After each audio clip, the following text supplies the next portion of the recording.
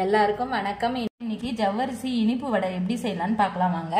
அதுக்கு 100 கிராம் ஜவ்வரிசி நான் 1 மணி நேரம் ஊற வச்சு தண்ணியெல்லாம் வடிச்சு வச்சிருக்கேன். 6 பிரெட் பீஸ் எடுத்து வச்சிருக்கேன்.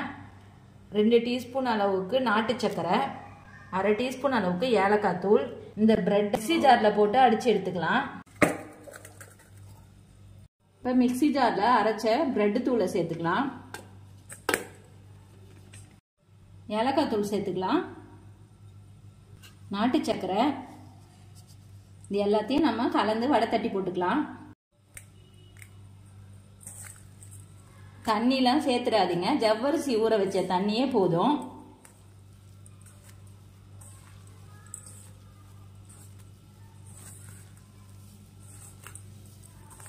நீங்க இதுல தேங்காய் துருவல் சேர்த்து கூட பிசைஞ்சிக்கலாம். எண்ணெய் சூடான உடனே சிம்மில் வச்சுக்கோங்க.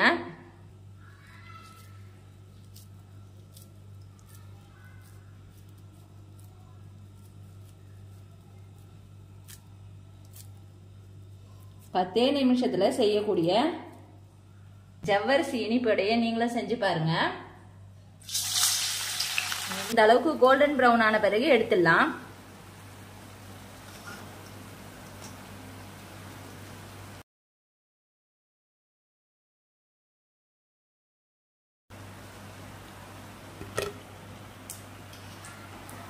ஒரு மொறுப்பான ஜவ்வரிசி இனிப்பு வடை இப்போ செஞ்சு முடிச்சாச்சு.